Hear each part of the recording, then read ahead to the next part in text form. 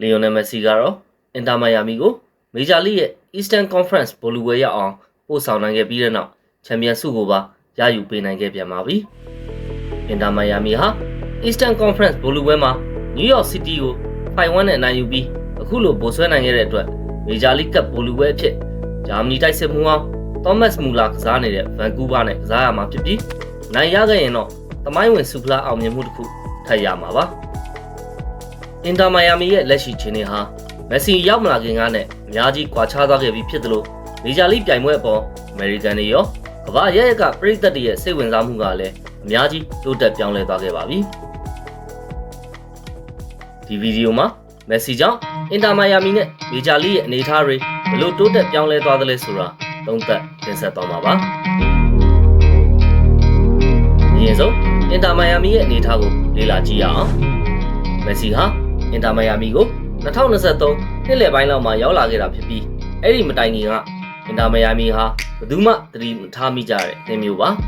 ။ဘာဆူဖလားမှမရဘူးသလိုဘလို့ဘောလူပွဲကိုမှလည်းမတက်ရောက်ဘူးတဲ့အင်တာမိုင်ယာမီဟာမက်ဆီရောက်လာပြီးနောက်မှာအကြီးအကျယ်ပြောင်းလဲသွားပါတယ်။စင့်တစ်မပြောနဲ့ထိတ်ဆုံး9သင်းနဲ့တောင်တစ်ခါမှမရောက်ဘူးတဲ့အင်တာမိုင်ယာမီဟာနိုင်ပွဲတစ်ပွဲရဖို့တောင်ရုန်းကန်နေရပြီးမေဂျာလိရဲ့အောက်ခြေနားမှာသာရပ်တည်နေရတဲ့အသင်းမျိုးပါ။ဒါပေမဲ့မက်ဆီရောက်လာပြီးတဲ့နောက်နိုင်ပွဲရရှိမှုရာခိုင်နှုန်းဟာ36%ရာခိုင်နှုန်းကနေ54%ရာခိုင်နှုန်းအထိတိတိတသားမြင့်တက်လာခဲ့ပါတယ်။2023မှာသူတို့အသင်းသမိုင်းလျှောက်ပထမဆုံးဆုဖလားဖြစ်တဲ့ League Cup Champion ဆုကိုရခဲ့တယ်လို့2024မှာလည်းစပိုတာရှီဆုဖလားကိုပါရခဲ့ပါတယ်။စပိုတာရှီရခဲ့တာကြောင့် Coca Cup Champion ဖလားပွဲကစားခွင့်ရခဲ့တယ်လို့အဲ့ဒီပြိုင်ပွဲမှာပထမဆုံးအကြိမ် Semi Final အထိတက်နိုင်ခဲ့ပါတယ်။အဲဒီနောက်2025မှာကျင်းပတဲ့ FIFA Club ကမ္ဘာဖလားပြိုင်ပွဲကိုအင်ရှင်ဖြစ်ပါဝင်ခွင့်ရခဲ့တာမှာလည်းပါမီရက်ဆက်နောက်အုပ်စုဒုတိယနဲ့ရှုံးထွက်အဆင့်ကိုတက်နိုင်ခဲ့ပါတယ်။16သင်းဆင့်မှာဥရောပချန်ပီယံ PSG ကိုရှုံးနေခဲ့ပေမဲ့ပုံစံသစ်နဲ့ကျင်းပတဲ့ဒီပြိုင်ပွဲမှာရှုံးထွက်အဆင့်ကိုတက်နိုင်တဲ့ပထမဆုံးမြောက်အမေရိကကလပ်အသင်းဖြစ်ခဲ့ပါတယ်။မက်ဆီဟာအင်တာမိုင်ယာမီရဲ့တိုးတက်မှုဖြစ်စဉ်မှာအရေးပါသူဖြစ်ခဲ့ပြီးဘန်နာရေးပိုင်းမှာပါတက်ရောက်မှုဖြစ်စေခဲ့တာပါ။သူရောက်လာပြီးတစ်နှစ်အတွင်းအင်တာမိုင်ယာမီရဲ့ဝင်ငွေဟာနှစ်ဆကျော်တိုးတက်လာခဲ့ပြီး2024အတွက်ခန့်မှန်းဝင်ငွေဟာ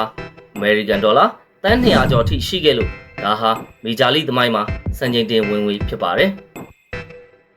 ဒါအပြင်ကလပ်တန်မိုးဟာ84%ရာခိုင်နှုန်းထိခုန်တက်သွားပြီးအမေရိကန်ဒေါ်လာ1ဘီလီယံထိရောက်ရှိခဲ့ပါတယ်။ Social Media မှာအင်တာမိုင်ယာမီရဲ့ follower အရေးအတွက်ကလည်းအမေရိကန်ကတခြားအားကစားအသင်းကြီးတွေကပါကြော်တက်ပြီးအဆမတန်များပြားလာခဲ့ပါတယ်။မက်ဆီကြောင့်ပဲ Busquets, Alba, Suarez စတဲ့နာမည်ကျော်ကစားသမားတွေအပြင်မာတီနို၊မာရှေရာနိုစတဲ့ထိပ်တန်းနေပြတွေကိုပါခေါ်ယူနိုင်ခဲ့တာကြောင့်အသင်းရဲ့အရေးသွေးနဲ့ရှင်ပြိုင်နိုင်စွမ်းကိုမြင့်တက်စေခဲ့ပါတယ်။အမေရိကကိုမက်ဆီရောက်လာတာဟာအင်တာမိုင်ယာမီကိုသာမကမေဂျာလိပြိုင်ပွဲကိုလည်းအကျိုးသက်ရောက်မှုကြီးမားစေခဲ့ပါတယ်။မက်ဆီကြောင့်ပဲအမေရိကန်မှာသာမကကမ္ဘာရဲ့ကမီဒီယာတွေနဲ့ပရိသတ်တွေရဲ့အာရုံစူးစိုက်မှုခံလာရလို့မေဂျာလိဟာပရိသတ်အသစ်တွေကပါဆွဲဆောင်နိုင်ခဲ့ပါတယ်။ဒီတစ်ခုလုံးအနေနဲ့စပွန်ဆာဝင်ငွေတိုးလာခဲ့ပြီး Apple TV application ကနေတစ်ဆင့်မေဂျာလိပွဲတွေကိုကြည့်ရှုနိုင်တဲ့ online ဝန်ဆောင်မှုကိုဝယ်ယူကြည့်ရှုတဲ့ပရိသတ်ကလည်းအကြီးအကျယ်မြင့်တက်လာခဲ့ပါတယ်။မေဂျာလိပြိုင်ပွဲကာလတစ်လျှောက်လုံးမှာဝင်းထဲကိုလာကြည့်တဲ့ဝက်ကြီးပရိသတ်တွေလည်းရေတွက်တိုးလာခဲ့လို့အင်တာမိုင်ယာမီရဲ့လက်မှတ်ဈေးတွေဟာတိတိတသားမြင့်တက်ခဲ့ပေမဲ့ပွဲတိုင်းလိုပြင်းပြည့်တဲ့အထိလက်မှတ်ရောင်းချခဲ့ရပါတယ်